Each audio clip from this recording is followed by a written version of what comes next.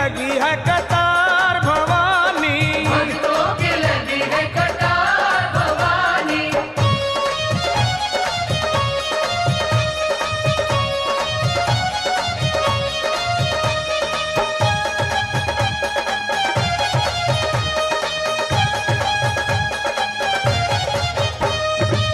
लखा को है तेरा सहारा माँ, हम सबको है तेरा सहारा, लखा को है तेरा सहारा, हम सबको है तेरा सहारा। करते अपने सर का बेड़ा पार भवानी।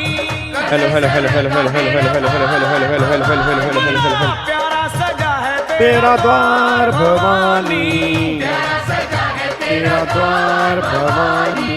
भक्तों की, तेरे भक्तों की, यहाँ भक्तों की लगी जय है माता दी मेरे कतार दोस्तों, भवानी। जय माता दी।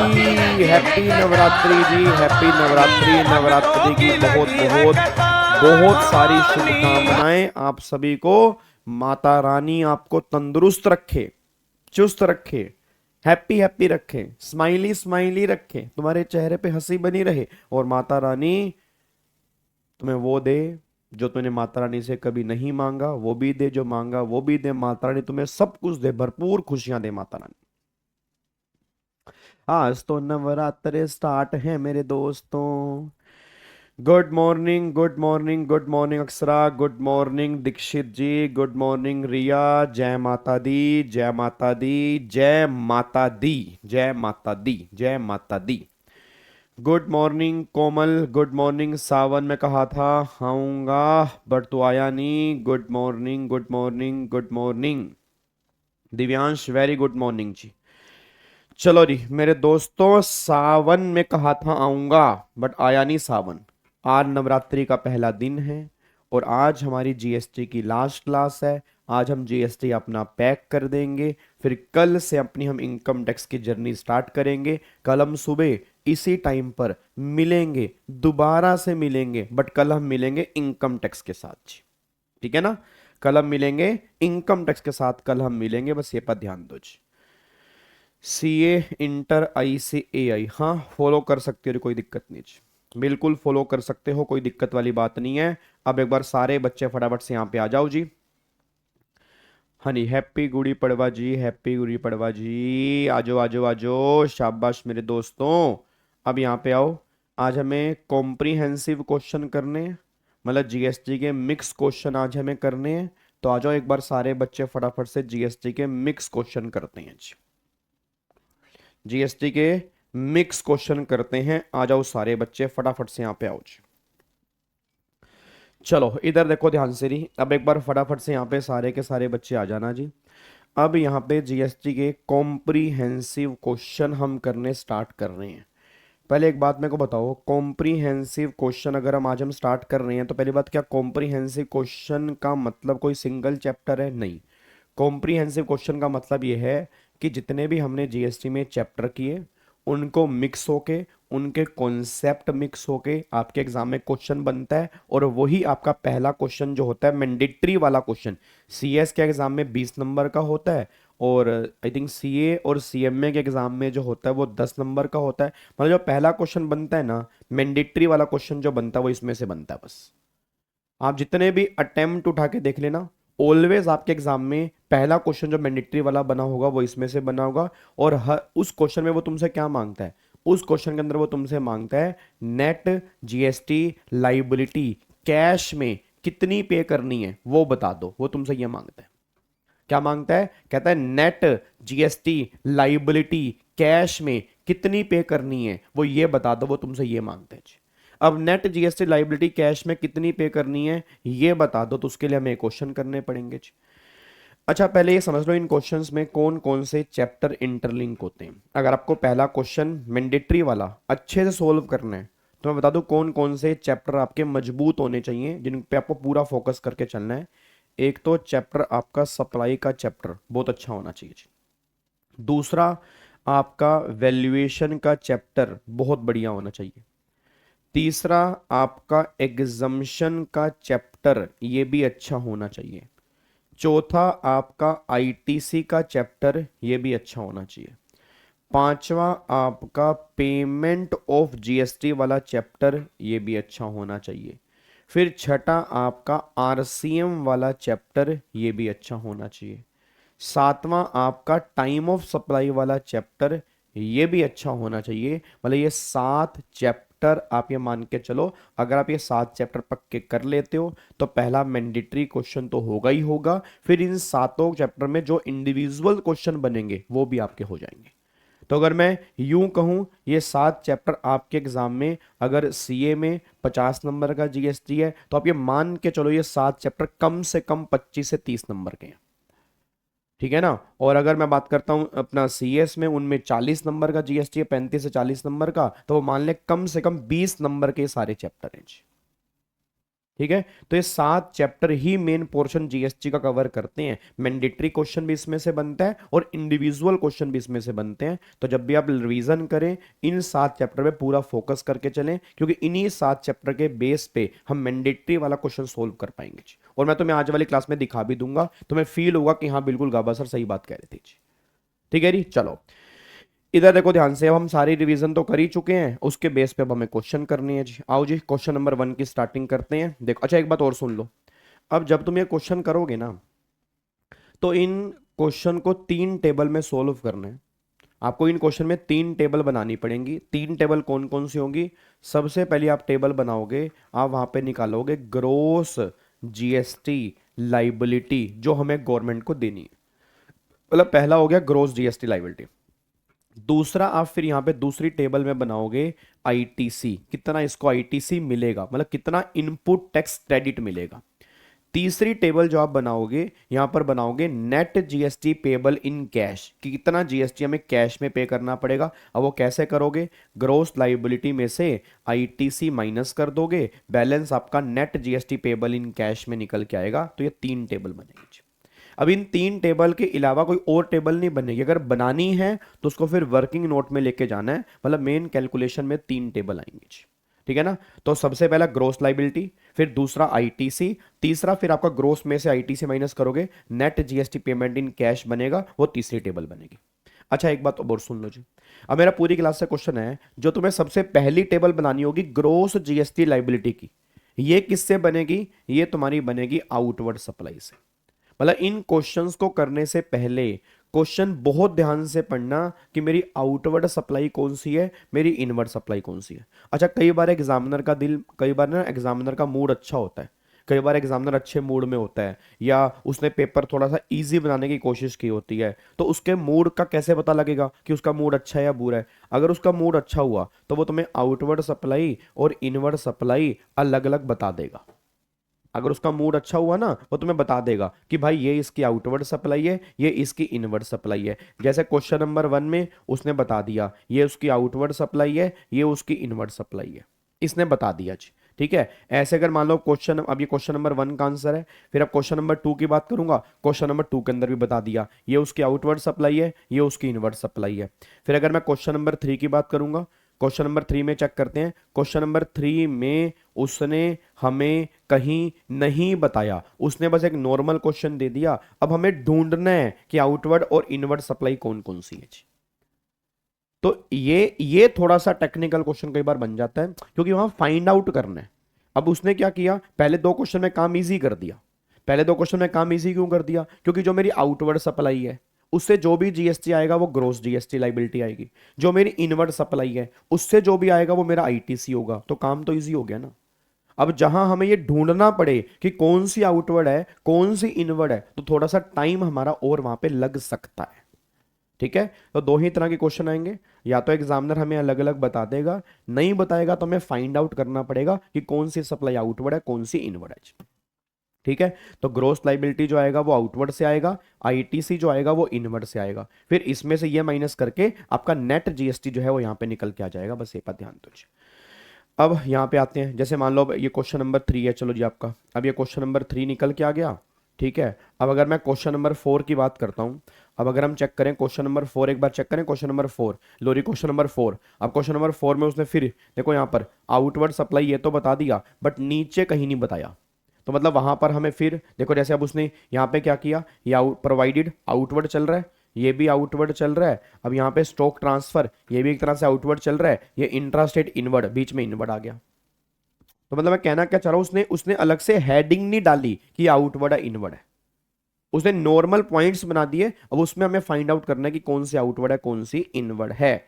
और ऐसे ही मान लो क्वेश्चन नंबर 5 है। अब क्वेश्चन नंबर 5 में देखो ये आउटवर्ड है, फिर यहाँ पर परचेज, यहाँ पर परचेज, तो आउटवर्ड और इनवर्ड। मतलब मैंने क्या बोला कि हर क्वेश्चन में यही कहानी होगी, बस हर क्वेश्चन में यही कहानी होगी, आउटवर्ड और इनवर्ड की, बस ये पर ध्यान दो, ठीक है।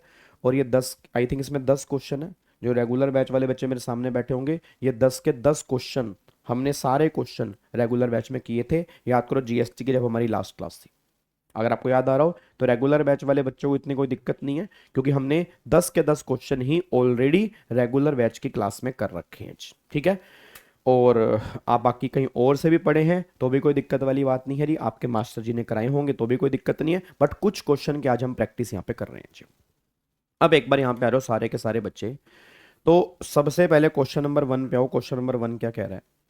क्वेश्चन नंबर 1 कह रहा है ever shine private limited, ever shine private limited A GST registered supplier located in Jaipur, located in Jaipur. अच्छा और सुनना, इनके लिए एक चैप्टर और लिख लेना चाहिए, एक चैप्टर और इंपॉर्टेंट होता है। आपको मैंने 7 चैप्टर बताए ना, एक चैप्टर और यहाँ पर आएगा प्लेस ऑफ सप्लाई, ठीक है ना, वो भी इंपॉर्टेंट चैप्टर है इस क्वेश्चन करने के लिए, प्लेस ऑफ सप्लाई। तो टोटल 8 चैप्टर है, मतलब वैसे पूरे जीएसटी में 15 चैप्टर हैं, 15 में से 8 चैप्टर मैंने आपको अलग करवा दिए, ठीक है।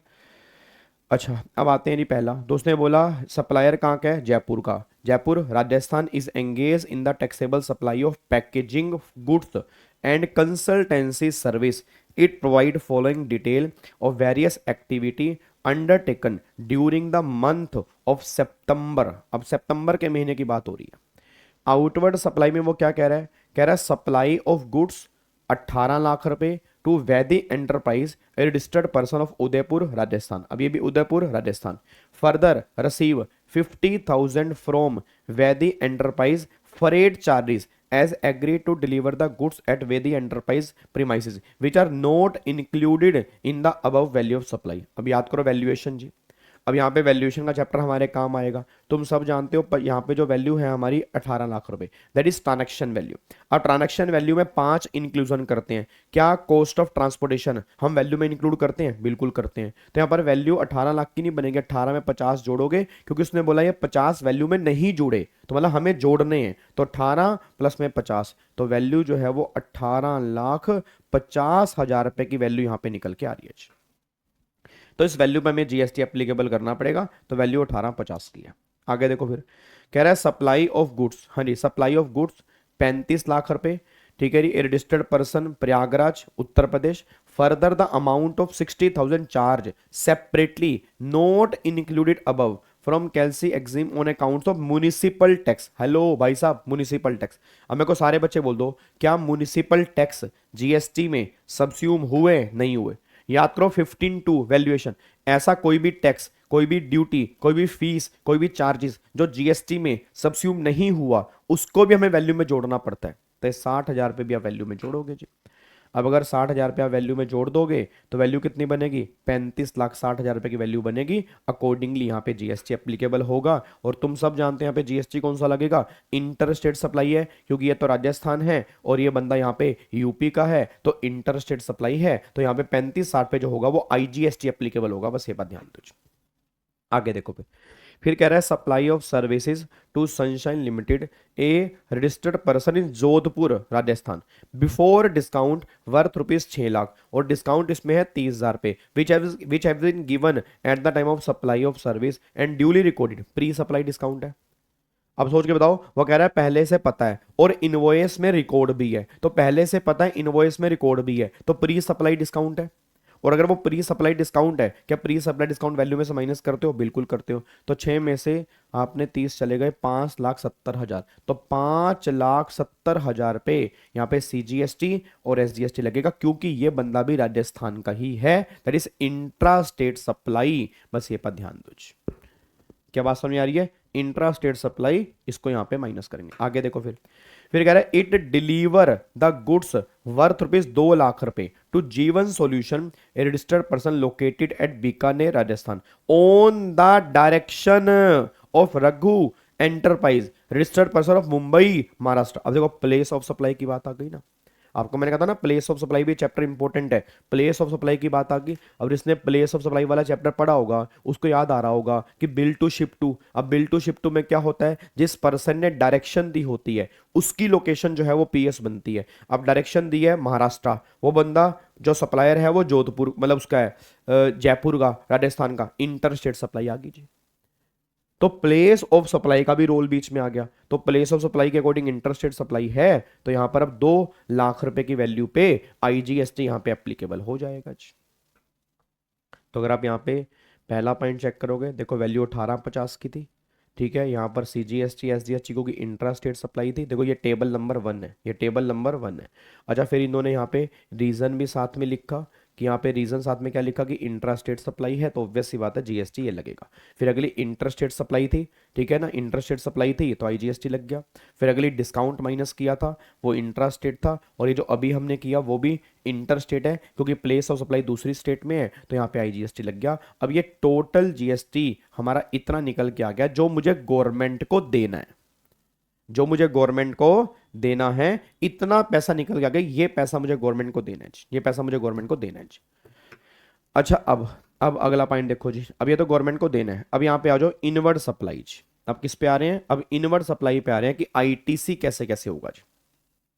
अब कह रहा है purchase of raw material goods worth rupees 20 lakh from PQR limited A GST registered dealer located at Kanpur Uttar Pradesh goods worth rupees 1 lakh out of total purchase were note receive during the month. अब मेरा पूरी क्लास का क्वेश्चन है, जितना goods उसने receive ही नहीं किया तो क्या उस पर आईटीसी मिलेगा, मिलेगा ही नहीं।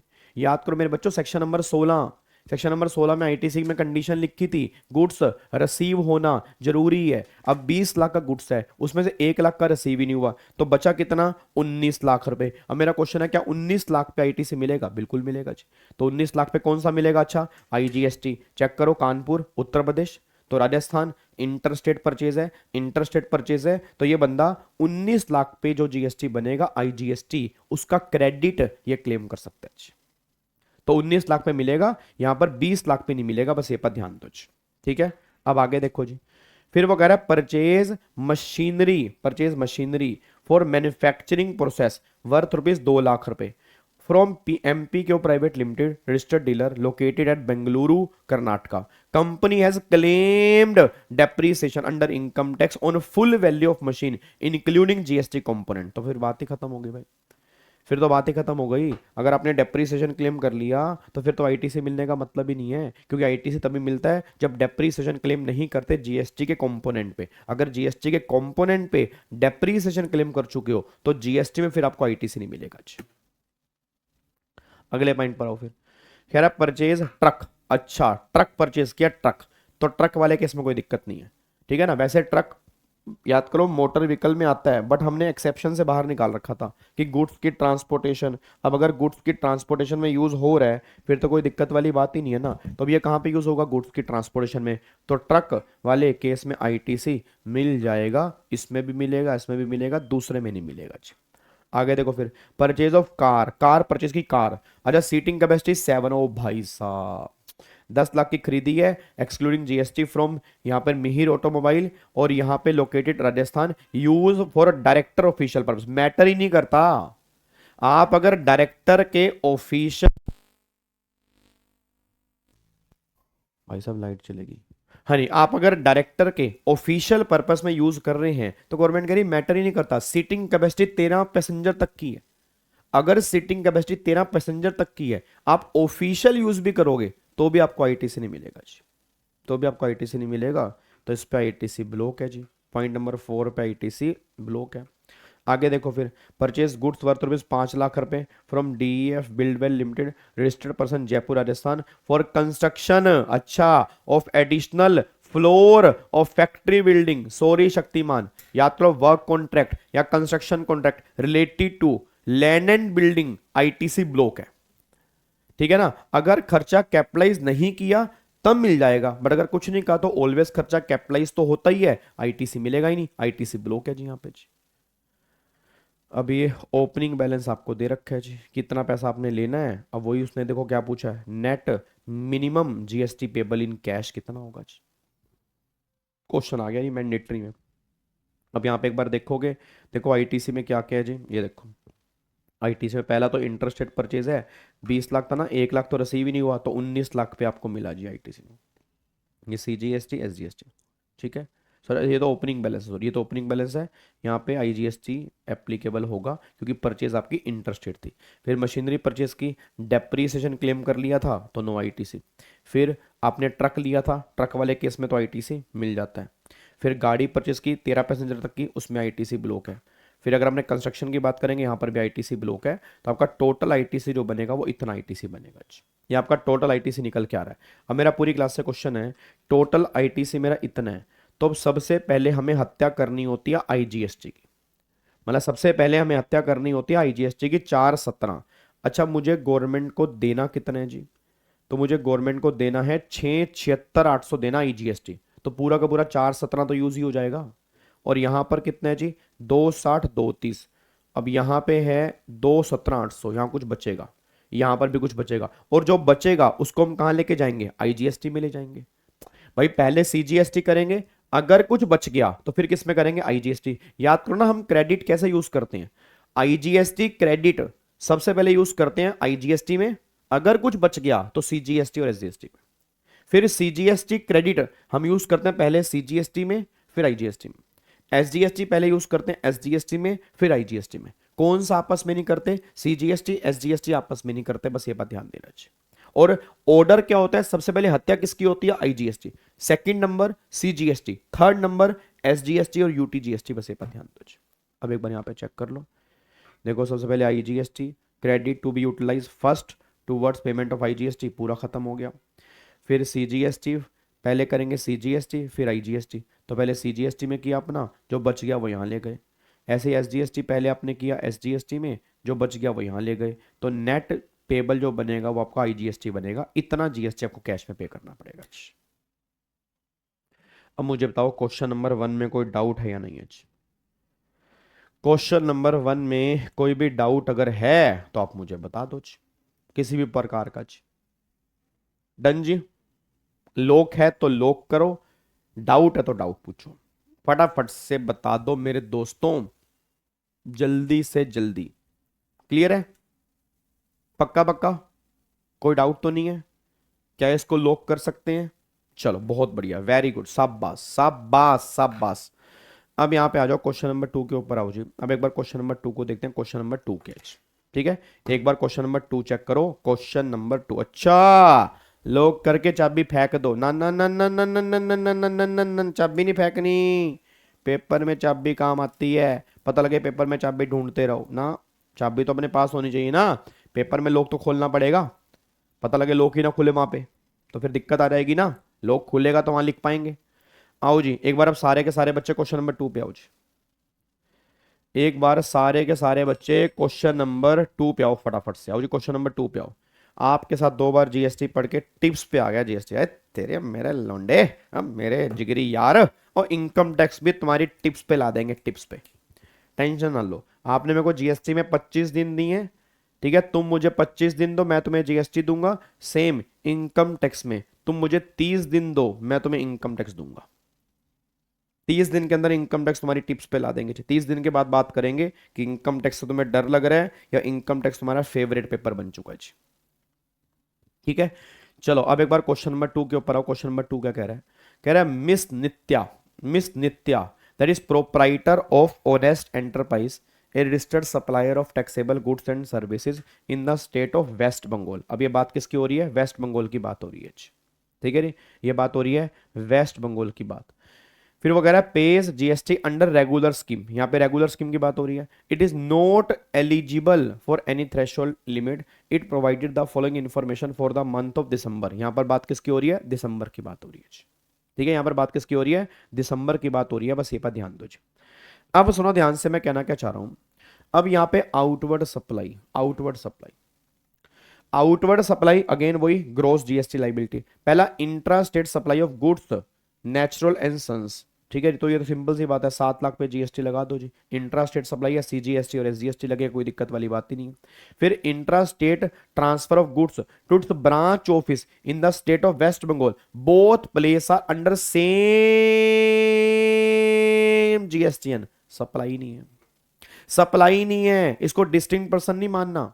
डिस्टिंक्ट पर्सन तब मानना होता है अगर सेम स्टेट में, मैं दोबारा बोलूंगा, अगर सेम स्टेट में रजिस्ट्रेशन जो है वो आपका गवर्नमेंट ने बात करिए अलग अलग है, पर अगर सेम स्टेट में सेम रजिस्ट्रेशन है तो भाई वो सेल्फ सप्लाई है ना, ठीक है ना, वो क्या है, वो तो सेल्फ सप्लाई है। तो अगर सेल्फ सप्लाई है तो कोई यहाँ पे जीएसटी की बात ही नहीं होगी, तो इसको यहाँ से क्रॉस कर सकते हो, ये सप्लाई नहीं बनेगा जी। फिर provided inter state supply of sponsorship service to XYZ Limited of Chennai. अब मेरे को सारे बच्चे बोल दो स्पॉन्सरशिप की सर्विस पे क्या लगता है, आरसीएम, तो इस पे जीएसटी कौन पे करेगा, आरसीएम पे करेगा, क्योंकि आपने सर्विस किसको दी है, बॉडी कॉर्पोरेट को। अब अगर बॉडी कॉर्पोरेट को दी है तो उसके इसमें आरसीएम है तो जीएसटी लगेगा, बट रिसीवर पे करेगा, सप्लायर पे नहीं करेगा, बस ये पर ध्यान दो। अब आगे देखो, advance receive for future supply of management consultancy service to mister Sharad intra state है, तो एडवांस पे तो जीएसटी लगेगा, क्योंकि 1000 से ऊपर का एडवांस है, तो अगर 1000 से ऊपर का एडवांस है तो हमें जीएसटी एप्लीकेबल करना पड़ेगा, तो उसमें 9% यहाँ पे जीएसटी एप्लीकेबल कर दो। तो यहाँ लगेगा, इस पे आरसीएम में पे करना है, इस पे नहीं लगेगा, इस पे लगेगा, बस ये पर ध्यान दो। अब एक बार चेक करना, पहले आउटवर्ड वाले में क्या दिख रखे हैं इन्होंने, तो यहाँ पे देखो जी, सबसे पहला तो वही आ गया जी आपका, ये देखो जी इंट्रा स्टेट ये वाला हो गया, और फिर वही स्टॉक ट्रांसफर वाला सेम स्टेट में सेम जीएसटी नंबर है, नोट ए सप्लाई, वो सप्लाई नहीं है। फिर आपका स्पॉन्सरशिप की सर्विस है, उस पर क्या लगेगा, रेसिपिएंट पे करेगा जीएसटी में, और फिर एडवांस वाले केस में यहाँ पे जीएसटी एप्लीकेबल होगा। तो टोटल मेरी आउटपुट टैक्स लाइबिलिटी जो है वो इतनी आ रही है, टोटल आउटपुट टैक्स लाइबिलिटी मेरी इतनी निकल के आ रही है। अब अगर मैं इनवर्ड की बात करूंगा तो इनवर्ड में क्या क्या जी, इनवर्ड देखो कह रहा है purchase of taxable goods from registered supplier, तो क्या इस पे आईटीसी मिलेगा, बिल्कुल मिलेगा। फिर availed work contract service repair, हाँ जी repair of office building, amount of repair was debited in P&L account. सारे बच्चे बोल दो क्या ये खर्चा कैपिटलाइज किया, नहीं किया, नहीं किया, खर्चा कैपिटलाइज नहीं किया, उसे P&L में डेबिट किया। और अगर मैंने पहले भी कहा था अगर खर्चा कैपिटलाइज नहीं किया तो आईटीसी मिलेगा जी, यहाँ पे आईटीसी मिलेगा।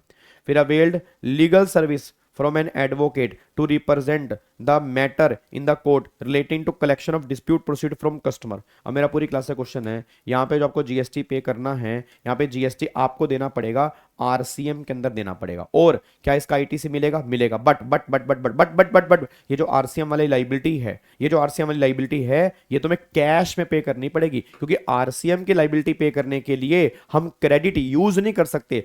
क्रेडिट एक पवित्र वस्तु है, और पवित्र वस्तु की पेमेंट करने के लिए पवित्र चीजें ही यूज हो सकती हैं, यहां पर आप क्रेडिट यूज नहीं कर पाओगे। तो जो आरसीएम वाला जीएसटी है ओनली कैश में पे करोगे, बस ये पर ध्यान दो।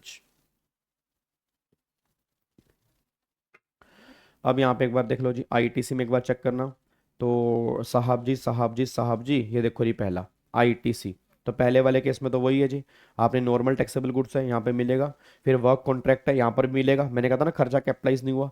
फिर आगे उस केस में लीगल सर्विस में यहाँ पर मिलेगा आईटीसी, बिल्कुल मिलेगा। अब इतना आपका आईटीसी है, बट प्रॉब्लम क्या आ रही है, हमें इतना यहाँ पर यूज करना है, सिर्फ पेमेंट इतनी है, तो बैलेंस आईटीसी क्या जो होगा, बैलेंस जो बचेगा वो कैरी फॉरवर्ड हो जाएगा। बट जो 4500 रुपए ये वाला जीएसटी जो है साहब, ये वाला जीएसटी जब आप गवर्नमेंट को देने जाओगे तो ये कैश में पे करना होगा। इसके लिए आप आईटीसी को लिखा है ना, net GST liability payable in cash, तो ये 4500 रुपए जो आरसीएम वाला है, ये जो तुम्हें जीएसटी कैश में देना पड़ेगा, बस ये पर ध्यान दो।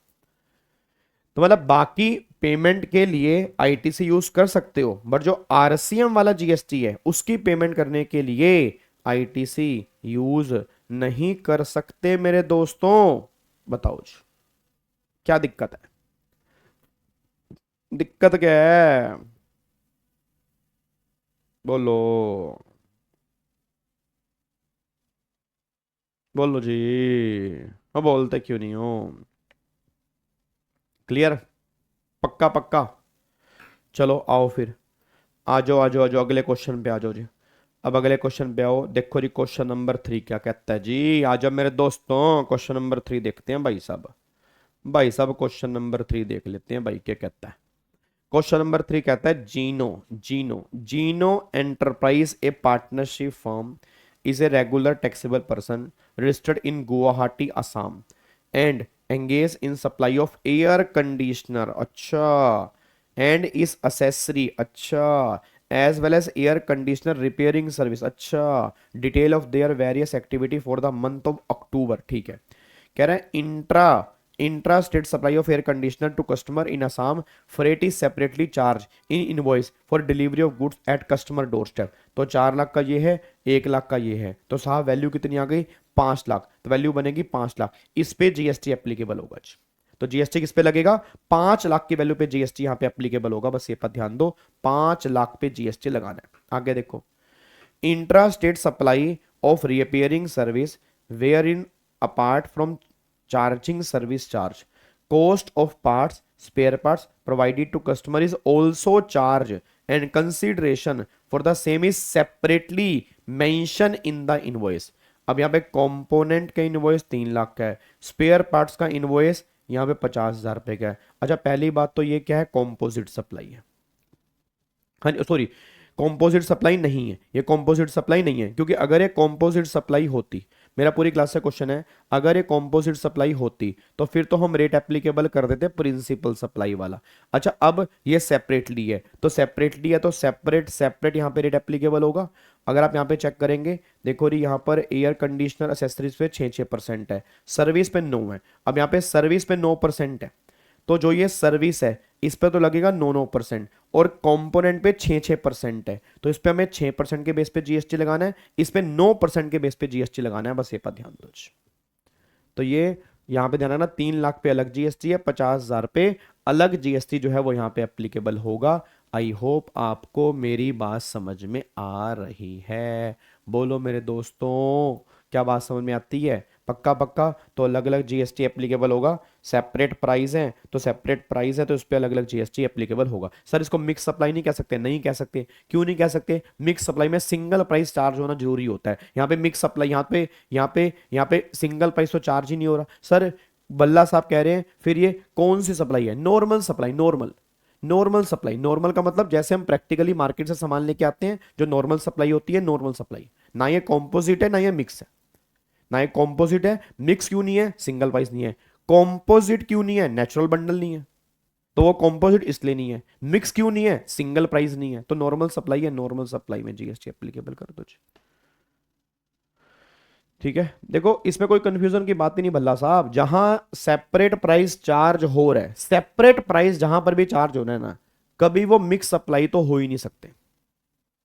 मिक्स सप्लाई सिर्फ वही केस बन सकते हैं जहां पे सिंगल प्राइस चार्ज हो रहा हो। इट मींस अगर सामने वाला बंदा सेपरेट प्राइस चार्ज कर रहा है, वो मिक्स सप्लाई बन ही नहीं सकता। मिक्स सप्लाई का डाउट सिर्फ तब आएगा अगर सिंगल प्राइस होगा, बस ये पर ध्यान दो। आगे देखो फिर, in order to enhance their sale and to clear the stock of old models of air conditioner, Geno Enterprise made combo offer to customer wherein if a customer purchase air conditioner along with stabilizer, the same is offered at a combo price 20,000 and the against the original price 30,000 AC इतने का। These are purchased separately. During October, Geno Enterprise had made interstate supply 10 number of such combo। अब मेरा पूरी class बताओ, क्या ये combo composite supply है, mix supply है? बताओ। अब ये कॉम्बो है और सिंगल प्राइस चार्ज हो रहा है। उसने बोला ना कॉम्बो है और सिंगल प्राइस चार्ज हो रहा है, तो मिक्स सप्लाई है। कॉम्पोजिट तो है ही नहीं ना, ये कॉम्पोजिट का तो कोई मतलब ही नहीं है। अब एयर कंडीशनर उसने अपना निकालने के लिए कॉम्बो बना दिया। अब एसी और stabiliser note a composite supply, AC और stabiliser note a composite supply, that is mix supply. क्योंकि हर बंदा स्टेबलाइजर साथ में देता नहीं है। आजकल तो वैसे भी इन्वर्टर एसी आ गए हैं, कई लोग स्टेबलाइजर लगाते ही नहीं है। बात समझ में आ रही है? तो गवर्नमेंट ने बोला भाई साहब ये जो है ये मिक्स सप्लाई है, और अगर मिक्स सप्लाई है तो हाईएस्ट रेट लगेगा। अब चेक कर लो यहाँ पे जी, तो यहाँ पे अगर मैं चेक करता हूँ, एयर कंडीशनर स्टेबलाइजर पे 9% है, एयर कंडीशनर पे 6% है। अब बताओ स्टेबलाइजर पे 9 है, तो पूरी की पूरी वैल्यू पे 9% वाला जीएसटी एप्लीकेबल होगा, बस ये पर ध्यान दो। ठीक है, तो पूरी की पूरी वैल्यू पे यहाँ पे 9% वाला जीएसटी, मतलब 18% आई जीएसटी वो एप्लीकेबल होगा, बस ये पर ध्यान दो। उसके बाद आगे देखो फिर अगला पॉइंट क्या निकल के आ रहा है। अब यहाँ पे आ रहा है परचेज, अब यहाँ पे आ रहा है परचेज। अब ये परचेज वाला कौन सा है, इनवर्ड सप्लाई, ये मेरा इनवर्ड सप्लाई है। तो purchase business class air ticket for intra state travel from Guwahati Assam to Dibrugarh airport Assam for its exclusive executive employ relating to business of the concern. Basic fare इतने का है, एयरलाइन चार्जेस पे GST जो है वो इतने परसेंट है, in case the same is applicable. मेरा पूरी क्लास से क्वेश्चन है, सारे के सारे बच्चे हेलो भाई सब, ओए मेरे ढोकलो और मेरे नॉर्मल बच, एक बात बस मेरे को इतनी सी बात बता दो जी, अगर आपको याद आ रहा हो आसाम से आने वाली फ्लाइटें एग्जम्प्ट होती हैं, आसाम से आने वाली फ्लाइटें एग्जम्प्ट, याद है वो आपको मैंने कल एग्जामिशन वाले चैप्टर के अंदर कहा था आसाम मणिपुर मेघालय मिजोरम एग्जम्प्ट है, बट वहां पर एक पॉइंट लिखा था इकोनॉमी क्लास। आप चेक करो एग्जामिशन वाले चैप्टर में वहां पर इकोनॉमी क्लास लिखा था और ये बिजनेस क्लास है सर, ये देखना रह गया, बिजनेस क्लास है। तो बिजनेस क्लास है तो जीएसटी लगेगा, एग्जम्प्ट नहीं होगा तो इस पे जीएसटी लगेगा, ये बात ध्यान देना चाहिए। क्या बात समझ में आ रही है नहीं? तो यहाँ पे बिल्कुल 100% यहाँ पे जीएसटी एप्लीकेबल होगा। तो 40,000 रुपए का 2.5% निकालेंगे तो 1,000 रुपए का यहाँ पे जीएसटी निकल के आ जाएगा जी। हाँ अगर इकोनॉमी क्लास होता, अगर इकोनॉमी क्लास होता फिर एग्जाम होता, बस ये पर ध्यान दो। आगे देखो जी फिर, अब यहाँ पे in respect of few invoice, invoice ITC आपका ओपनिंग दे रखा है जी, तो ये आपका ओपनिंग है, बस अब कुछ नहीं करना जी। यहाँ पे देखो पहले तो ये आपका आउटवर्ड सप्लाई, ये तो हमने देख ही लिया था, ठीक है इतना बनता है। फिर आईटीसी अगर मैं चेक करूंगा तो आईटीसी में आपका 1,000 रुपये का तो ये बनता है और ये आपका पुराना है, तो 21 और 80,000 रुपये का आपका ये आईटीसी निकल के आता है। अब यहाँ पे लाइबिलिटी कितनी आ रही है हमारी जी, लाइबिलिटी है 60-60-36। तो पहली बात तो यहाँ पर कितना है हमारा 80, तो 80 में से 36 चले गए, तो यहाँ पे ये तो खत्म हो गया, ठीक है ना। अब बचे 80 में से अगर 36 चले गए तो 80 माइनस 36, अब बचे 44, अब बचे 44।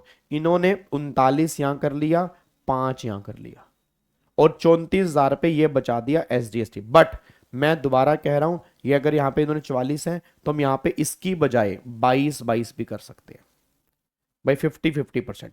अच्छा उससे क्या होगा, 60,000 में से 22,000 पे गए, माइनस में 21,000 पे गए, तो यहां पर बचा 17,000। और यहां पर भी अगर आप चेक करोगे 17,000 बचेगा, तो दोनों का जीएसटी भी तुम बचा सकते हो, कोई दिक्कत वाली बात नहीं है। मतलब अगर एक का बचाना है एक का बचा लो, इन्होंने 39.5 किया। अब तुम सब जानते हो आईजीएसटी हम कैसे भी यूज कर सकते हैं, बट पहले आईजीएसटी में होगा, तो पहले तो आईजीएसटी में हो गया, जो बाकी बचा हुआ तुम कैसे भी यूज कर लो, कोई फर्क ही नहीं पड़ता जी। क्या आपको मेरी बातें समझ में आ रही है जी? बोलो मेरे दोस्तों, बोलो, बोलो ना, बोल दो ना, बोल भी दो।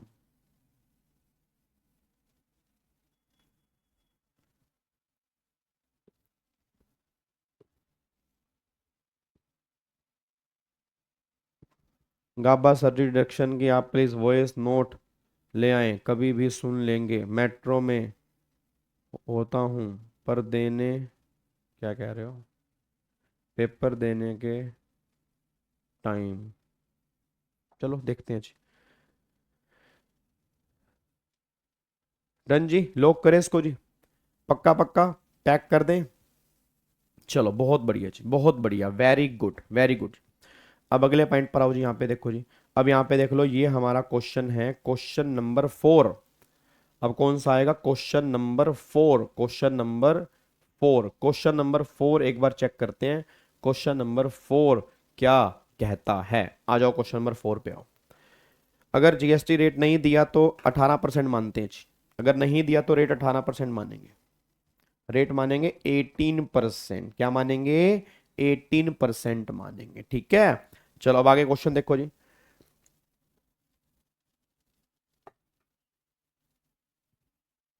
अब यहाँ पे अजय लिमिटेड है जी, अजय लिमिटेड है registered dealer in Patna Bihar, engage in various types of supply, the company provided the following detail for the month of January 23।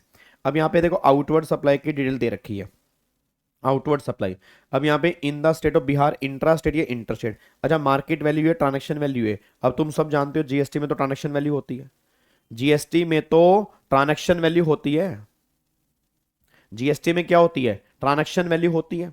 अब अगर जीएसटी में ट्रांजैक्शन वैल्यू होती है तो हमें मार्केट वैल्यू देखनी नहीं है, हमें मार्केट वैल्यू देखनी ही नहीं है। तो यहां पे ये ट्रांजैक्शन वैल्यू है, इस पे जीएसटी लगाओ जी अलग से, इस पे लगेगा जी। ये वैल्यू हमारे किसी भी काम की नहीं है जी, ठीक है जी, ये वैल्यू हमारे किसी भी काम की नहीं है, ये बात ध्यान देना जी। उसके बाद अब अगले पॉइंट पर आओ जी, अगले पॉइंट पर आओ। फिर कह रहा है सर्विस प्रोवाइडेड, अब ध्यान, service provided to the state government of Karnataka for conducting a computer training programme for its employ, total expenditure, hello भाई साहब, total expenditure incurred for the said program was 90,000 on which 63,000 रुपए borne by state government। ओ भाई साहब, याद है ये एग्जामिशन में किया था हमने, एग्जामिशन में याद करो, एक ट्रेनिंग वाला पॉइंट मैंने करवाया था जहां पर मैंने कहा था कि अगर हम गवर्नमेंट को सर्विस दे रहे हैं ट्रेनिंग वाली तो 75% खर्चा अगर गवर्नमेंट इंकर करती है तब एग्जाम्प्ट होता है।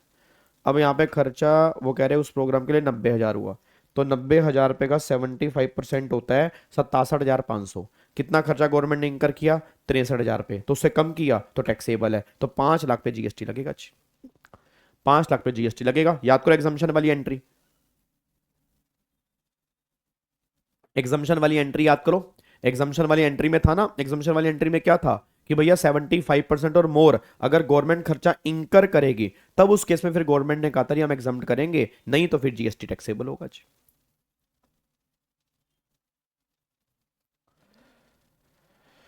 ठीक है जी। उसके बाद अगला पॉइंट देखो जी, नेक्स्ट पॉइंट क्या निकल के आता है जी, next point, next point, next point देखो जी, नेक्स्ट पॉइंट क्या है जी। नेक्स्ट पॉइंट क्या है? Stock transfer without consideration to its branch at Gaya, branch है सेपरेट, हाँ जी separate GSTN for convenience of accounting and billing, value आपकी जो है 20,000 रुपए। मेरे को सारे बच्चे बोल दो सेपरेट है, सेपरेट तो डिस्टिंक्ट पर्सन है, अगर डिस्टिंक्ट पर्सन है तो जीएसटी लगेगा जी। याद करो ना, शेड्यूल नंबर 1 का पैरा 2, शेड्यूल 1 के पैरा 2 में क्या था? सप्लाई ऑफ गुड्स और सर्विस बिटवीन रिलेटेड पर्सन और बिटवीन डिस्टिंक्ट पर्सन, तो यहां तो आ गया। अब डिस्टिंक्ट पर्सन है जी, तो इस पे जीएसटी एप्लीकेबल हो जाएगा जी, इस पे जीएसटी एप्लीकेबल होगा। अब आगे देखो जी, इंट्रा स्टेट ये इनवर्ड सप्लाई है, various service use in the course of furtherance of business, तो इस पे तो मिलेगा जी, इस पे तो आईटी से मिल जाएगा, कोई दिक्कत वाली बात नहीं है, तो यहाँ पे आईटी से मिलेगा। अब आगे देखो, all the amount given above this, ठीक है। अब कह रहा है during the course of arranging and filing document the accountant of Ajay limited observe that invoice 30,000 पे excluding tax dated 2 December 22 was omitted to be recorded in the books of accounts and no payment was made against the same till the end of January 23. The invoice was issued by Mukesh Patna from Ajay Limited has taken car on rental basis। याद करो, renting of passenger motor vehicle RCM लगता है। अब renting of passenger motor vehicle पे RCM है, invoice including cost of fuel also intra state supply है। अच्छा, इसका इनवॉइस कहां पे इशू किया था? 2 दिसंबर को। अब याद करो जी, याद करो। अब यहां पे बात आ गई टाइम ऑफ सप्लाई की। आरसीएम वाले केस में टाइम ऑफ सप्लाई कहां निकलता है? इनवॉइस के 60 दिन में पेमेंट आ गई तो पेमेंट पीओटी होता है, अगर 60 दिन में नहीं आई जो 61st डे होगा वो पीओटी होगा।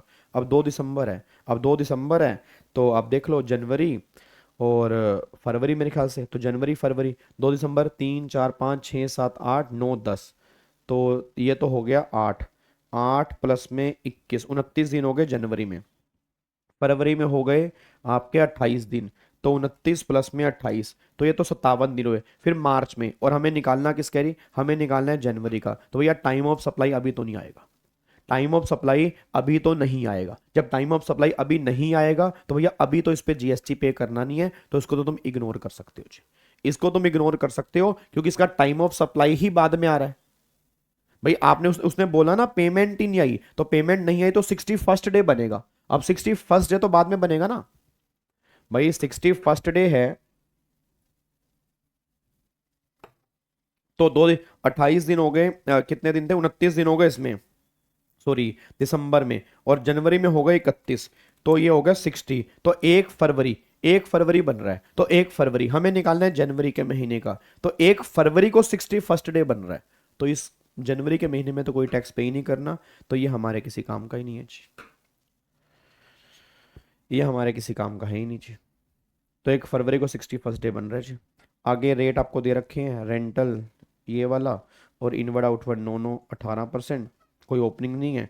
अच्छा फिर वो कह रहा है 30 इनवॉइस जो था इनवर्ड सप्लाई का, 6 invoice taxable value 1.5 lakh were e invoice in which IRN were not mention. लो जी, अब 6 इनवॉइस में IRN मेंशन ही नहीं है। याद करो, ई इनवॉइस में IRN मेंशन होना जरूरी होता है। अब अगर ई इनवॉइस में रेफरेंस नंबर मेंशन नहीं है तो क्या वो इनवॉइस वैलिड है या इनवैलिड है? वो इनवैलिड ही नहीं है, सॉरी वैलिड ही नहीं है, इनवैलिड है। तो अगर इनवैलिड है तो ये ध्यान रखना 1.5 लाख। अब यहाँ पर वैल्यू कितनी थी यहाँ पे आपकी, यहाँ पे 6.5 लाख थी ना, 6.5 लाख में से 1.5 लाख हटा देना, 5 लाख की वैल्यू पे सिर्फ यहाँ पे जीएसटी का ITC मिलेगा, क्योंकि 1.5 लाख रुपए के इनवॉइस पे IRN नंबर है ही नहीं। तो चाहे आपके 2B में शो हो रहे हो फिर भी ITC नहीं मिलेगा, क्योंकि IRN नंबर होना जरूरी होता है जी। अब निकाल दो बस आपका नेट जीएसटी। अब देख लो यहाँ पे जी, तो पहला तो वही ट्रांजैक्शन वैल्यू पे जीएसटी लगेगा, ये देखो जी, ये ट्रांजैक्शन वैल्यू पे लगा रखा है दोनों का। फिर वही आपका स्टेट गवर्नमेंट वाला 75 से कम है तो जीएसटी लगेगा पूरी वैल्यू पे। फिर वही अपना स्टॉक ट्रांसफर डिस्टिंक्ट पर्सन तो जीएसटी लगेगा जी। तो ये हमारा जीएसटी आ गया। फिर अगर आईटीसी की बात करूंगा तो आईटीसी पहला तो वही इनवर्ट सप्लाई 6.5 में से 1.5 लाख गए, 1.5 लाख क्यों गए, उनका IRA नंबर नहीं है, 5 लाख पे आपका जीएसटी हो गया। फिर रेंटल बेसिस का इसका place of supply time of supply निकलेगा 1 फरवरी, तो निकलेगा 1 फरवरी, तो उस पर तो जीएसटी अभी एप्लीकेबल ही नहीं है जी। तो सिर्फ आईटी से जो मिलेगा इतना आईटी से आपको मिलेगा जी यहाँ पे जी। अब इस ITC को हमें यहाँ पे यूज करना है। अब ये 37,800 1,08,000, तो 37,800 तो यूज किया, जो बच गया वो IGST में यूज कर लिया। तो नेट पेमेंट जो बन रही है कैश में वो इतनी बन रही है जो हमें IGST की पेमेंट करनी है। ये पॉइंट यहाँ पे आ रहा है।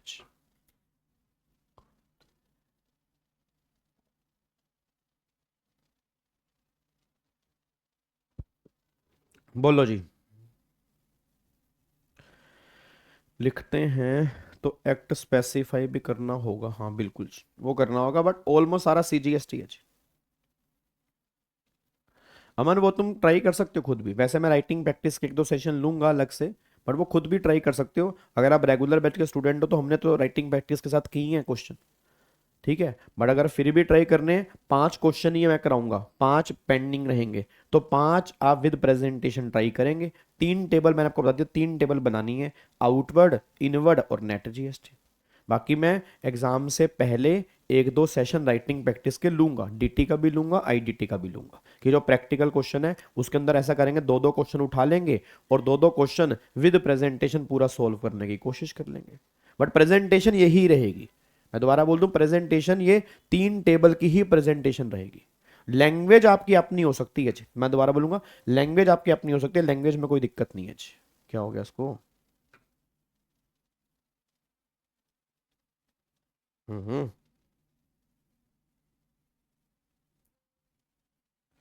ले ये तो साइड हो गया, ले के पंगा हो गया इसको। चलो जी, अब यहाँ पे आ जाओ जी, अब यहाँ पे आओ क्वेश्चन नंबर 5 पे आओ जी। क्वेश्चन नंबर 5 ये रहा हमारा क्वेश्चन नंबर 5। आओ जी क्वेश्चन नंबर 5 के ऊपर आओ जी, क्वेश्चन नंबर 5 के ऊपर आओ जी। अब यहाँ पे एक बार चेक करो question number 5।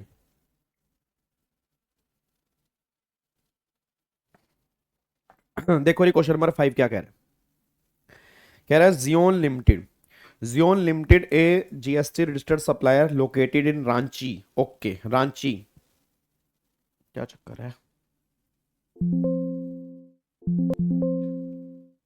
Smart F control,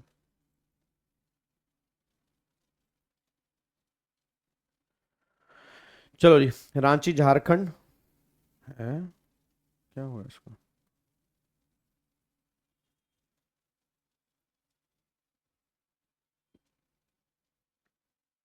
चलो जी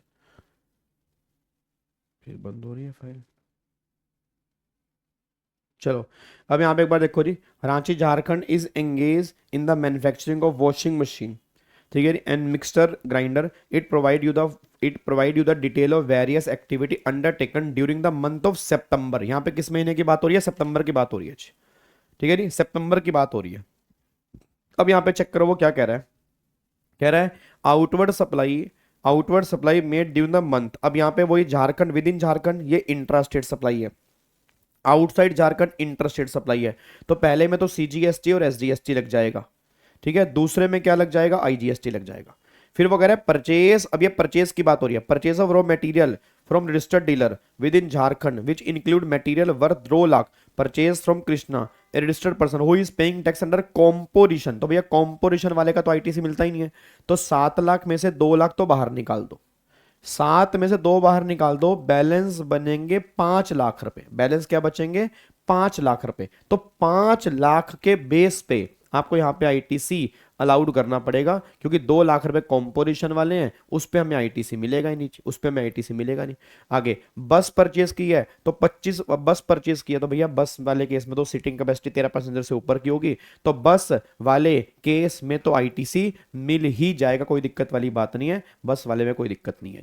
ठीक है, अब आगे देखो। अब वो कह रहा है एज्यूम रेट दे रखा है यहाँ पे आपको, कॉम्पोजिशन का ये है, बस का ये है, और रॉ मटेरियल का ये है, वॉशिंग मशीन मिक्सर ग्राइंडर का ये है। ओपनिंग बैलेंस आपको यहाँ पे दे रखा है, ओपनिंग बैलेंस इतना आपने पैसा गवर्नमेंट से लेना है, ठीक है, ठीक है जी। उसके बाद वो कह रहा है जी आपका वही all figure inward supply exclusive है, कैलकुलेट क्या करना है, net minimum GST payable in cash. अब मेरा पूरी क्लास से क्वेश्चन है पहला, outward supply with in the state, तो ये सीजीएसटी एसजीएसटी, आईजीएसटी में कुछ नहीं है। फिर आउटसाइड दी झारखंड, यहाँ पे क्या रहेगा, आईजीएसटी। ये आ गया टोटल, मतलब इतना पैसा मुझे गवर्नमेंट को देना है, इतना पैसा मुझे गवर्नमेंट को देना है। अब आईटीसी में क्या आएगा सर, आईटीसी में तो बस यहाँ पे 2 चीजें हैं, एक तो ये आपका निकल के आ गया ये वाला जी, जो आपने डीलर से परचेज किया, 7 लाख में से 2 लाख तो कॉम्पोजिशन वाले हैं, तो बैलेंस बचा 5 लाख, तो देखो 5 लाख पे इतना आईटीसी आ गया। फिर एक बस, अब बस वाले केस में भी आप आईटीसी क्लेम करोगे, 14% बस का रेट दे रखा है, तो इतने का आईटीसी, तो ये टोटल आईटीसी इतना निकल के आ गया जी। अब लेना मुझे इतना है 218 2395, और देना कितना है जी, देना आपको है 216 90। अब 216 90 तो पूरा यूज हो गया जी।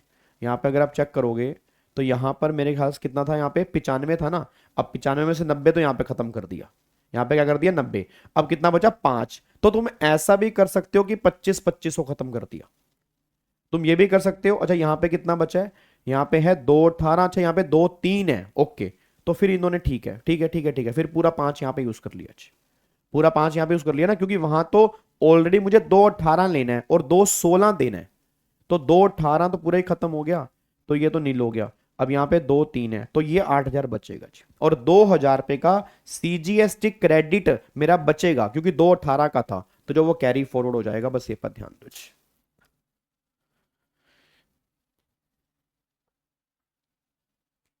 क्या बात मेरी समझ में आ रही है जी?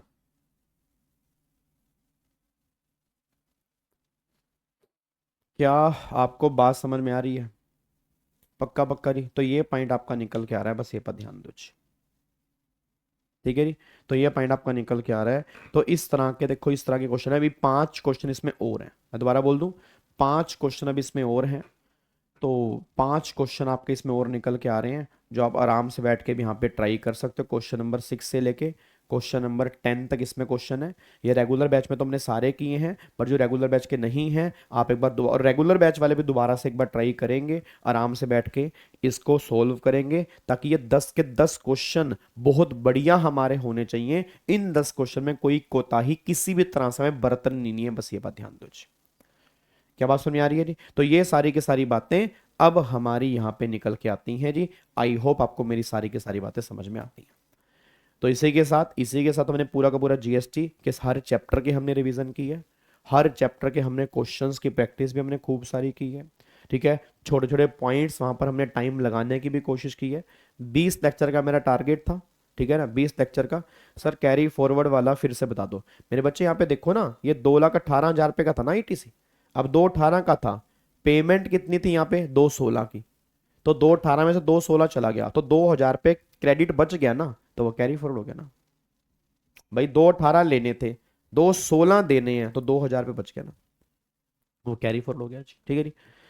तो अब अपने काम करना है बस, अब अपने क्रक्स बुक आपके पास है, उससे आप जीएसटी रिवाइज करो, और इन क्वेश्चन बैंक के क्वेश्चंस की दोबारा से प्रैक्टिस करो। मैंने पहले भी कहा था कम से कम 2 से 3 बार आपको प्रैक्टिस करनी है। जो बच्चा 3 बार प्रैक्टिस करके जाएगा उसको कोई भी किसी भी तरह की दिक्कत नहीं आएगी। हमें लग रहा है कि हम क्वेश्चन सारे सोल्व हो जाएंगे, नहीं। जब हम खुद प्रैक्टिस करेंगे, जब खुद क्वेश्चन पढ़ेंगे, जब हम खुद एनालाइज करेंगे, तब जाके रियल प्रैक्टिस में हमारी होगी। बस ये बात ध्यान दो, ठीक है। अब मैं क्या करूंगा जी, अब मैं इन सब की 3 मैराथन, मैं दोबारा बोलूंगा, अब इन सब का 3 मैराथन बना के जो है, 3 मैराथन बना के मैं इसको यूट्यूब पे डाल दूंगा जी। क्या बात मेरी समझ में आ रही है जी? पक्का पक्का, कोई दिक्कत वाली बात तो नहीं है? क्या इसको लॉक कर सकते हैं जी? अच्छा अब सुनो ध्यान से, कल से जो हमारी इनकम टैक्स की रिवीजन स्टार्ट हो रही है, कल पहले 5 लेक्चर जो होंगे वो अमेंडमेंट और अमेंडमेंट बेस्ड क्वेश्चन के होंगे, ठीक है ना। मतलब जैसे मान लो चैप्टर 1 में जो जो अमेंडमेंट हैं वो करेंगे, फिर चैप्टर 2 की अमेंडमेंट करेंगे, 3 की अमेंडमेंट करेंगे, उसके क्वेश्चंस करेंगे साथ में, क्योंकि मेन हमारे क्वेश्चंस हैं, उसके क्वेश्चंस हम साथ में करेंगे। तो पहले 5 लेक्चर में उसको डिवोट करूंगा और देन फिर उसके बाद फिर हम अपना चैप्टर वाइज टॉपिक वाइज की रिवीजन स्टार्ट कर देंगे जी। हाँ बिल्कुल जी, अब बिल्कुल अब अपनी इनकम टैक्स की रिवीजन आप साथ साथ स्टार्ट कर सकते हो। जीएसटी की हमारे यहाँ पे खत्म हो चुकी है। बहुत बहुत धन्यवाद, बहुत बहुत आभार। सारे बच्चे इस वीडियो के नीचे कमेंट जरूर करके जाएंगे, क्योंकि आज हमारी लास्ट क्लास है, ताकि जो बच्चे भटक रहे हैं, जिनको नहीं पता रिवीजन के बारे में, उनको थोड़ा सा आइडिया लगे, क्योंकि आपकी हेल्प से ही दूसरे बच्चों की हेल्प हो सकती है। ये बात ध्यान देना, ठीक है जी। चलो ओके जी, bye bye, tata, thank you so much, God bless you. फिर कल मिलेंगे सुबह 8 बजे live. Thank you so much, जय हिंद, God bless you, thank you so much, bye bye.